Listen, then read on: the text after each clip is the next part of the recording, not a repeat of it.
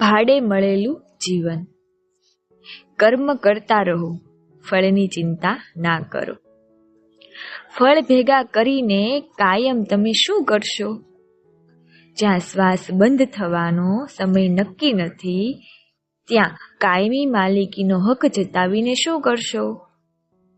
હાજરી ના હોય છતાં દિલમાં રહો એવું કામ કરો. હાજરી હોય દિલમાં, ના હોય તો તમે શું કરશો?